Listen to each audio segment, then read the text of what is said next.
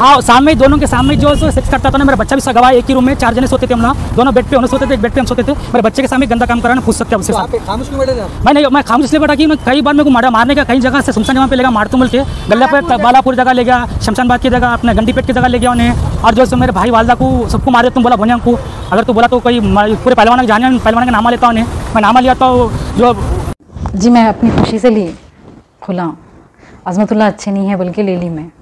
ना उन्होंने काम करते ना घर चलाते, 6 साल से खाली बैठे हुए हैं।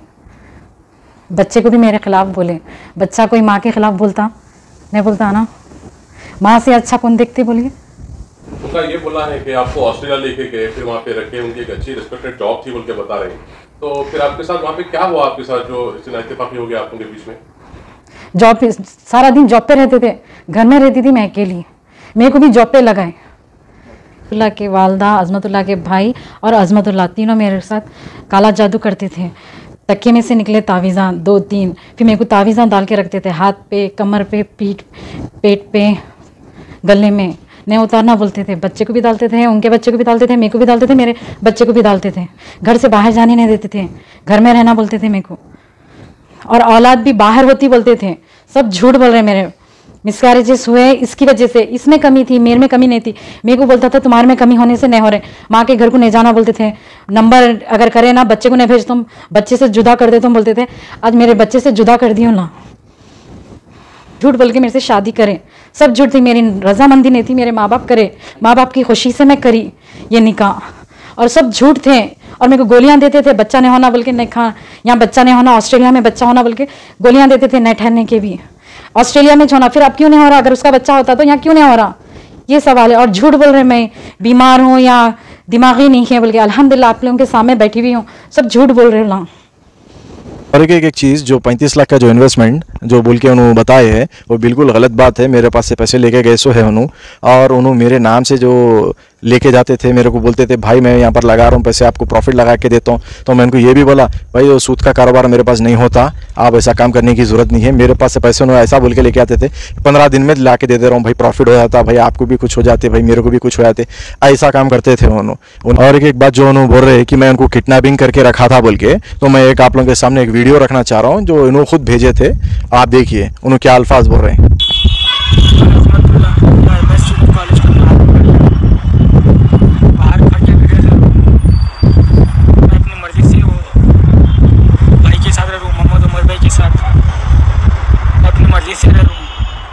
सीनो तो जाओ बोल के बोले, हम बाहर से मिलते तो मिल लो बोल के बोले भी ना, चल जाओ बोल के छोड़े मेरे हाल पे, लेकिन मैं अपनी मर्जी से रुका।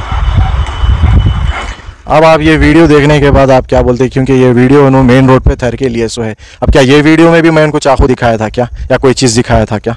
ये सब बेकार बातें हैं, उनको प्रूफ करो बोलिए, क्योंकि हर जगह CCTV कैमरे से अगर कहीं भी चाकू बता तो कैमरे में आना ज़रूरी है। अगर मैं गलत हूँ तो मैं खुद तेलंगाना हुकूमत से, मैं डिपार्टमेंट से ये रिक्वेस्ट करता हूँ कि मेरे ऊपर एक्शन लिए। अगर मेरे कुछ भी एविडेंस ऐसा दिखा है तो चाकू रहने दीजिए या गन रहने दीजिए, ये बिल्कुल गलत बातें हैं। और मेरे पास से कई बार उन्होंने पैसे लेके गए सो है, अभी उल्टा मेरे पैसे बाकी है उन्होंने। जब मैं पैसों का डिमांड कर रहा हूँ था, इनके भाई को बोल रहा था रजिस्ट्रेशन को आओ, तो ये लोग दोनों मिलके ये मैनिपुलेट करने के लिए इन लोगों के पीछे जो है, और उनका भी नाम मैं बहुत जल्द लेता हूँ। अभी देख रहा हूँ मैं उन्होंने, अच्छी बात है अगर उन्होंने ये सब सारी चीज़ों में सही आगे तो अच्छा है, वरना फिर मैं भी जो एक्शन लेना है बराबर लूँगा, एविडेंस के साथ। जो गूगल पे करा था वो भी मैं एविडेंस के साथ शो करूँगा इंशाअल्लाह। अल्लाह।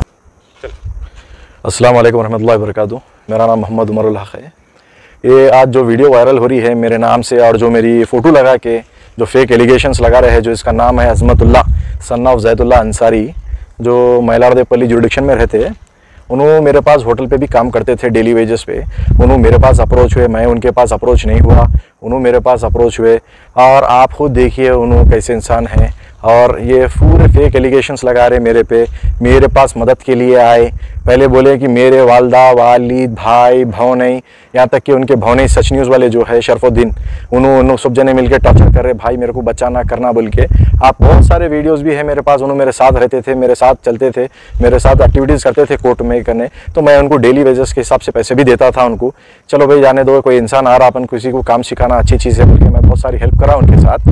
खैर अब उन्होंने जो मुकर गए और जो उन्होंने मेरे नाम पे बोल रहे वो, इसका कारण मेन रीज़न ये है कि मैं मेरे नाम वालदा के नाम से उनके बड़े भाई अप्रोच हुए थे मैलारदेपल्ली PS के लिमिट्स में जो घर है उनका, वो घर बेचने के लिए। तो एग्रीमेंट हुआ था हमारा, जिसके पास सईदाबाद में शरफुद्दीन भाई के घर पे ही हुआ था। उन्होंने उनके ऑफिस पे बुलाए थे, शरफू भाई बुला के बोले थे, पैसों की बात सब सारी चीज़ हो गई थी। मैं 1 लाख रुपए उनको एडवांस भी दिया था और उसका थंब इंप्रेशन वगैरह भी है, सिग्नेचर्स भी है। और उनके साथ एक मुनव्वर भाई बोल के आए थे, उन्होंने मुनव्वर भाई लिखे थे, क्योंकि मैं उनको बोला था कि हैंड राइटिंग में लिख के दीजिए, बल्कि वो भी मेरे पास एविडेंस है। बाद में उसके बाद मेरे से कैश भी लिए, 7 लाख रुपीज़ कैश लिए। अब क्या हुआ बताओ, रेलवे ट्रैक के पास जो ब्रिज आ रहा, जिसके कारण वहाँ पर रेट बढ़ जाने से उन्होंने डिमांड कर रहे।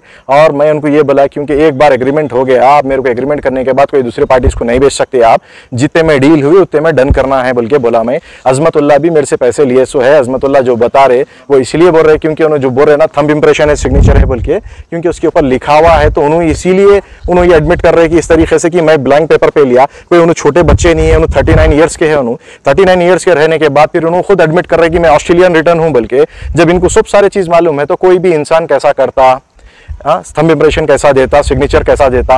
अब उन्होंने जैसा बता रहे कि मैं जाके 2 महीने के बाद जाके मैं कंप्लेंट दे दिया, कमिश्नर साहब के पास दिया, डीसीपी साहब के पास दिया, सीआई साहब के पास दिया। ठीक है, हर एक का फंडामेंटल राइट है, आप जा सकते हैं, अप्रोच हो सकते हैं, कोई चीज़ का कोई ऐसा मसला नहीं है। और उनके पीछे जो बैकग्राउंड है वो मेरे को पता है कौन है क्या है, मेरे को इससे कोई लेना देना नहीं है। अल्लाह हक की मदद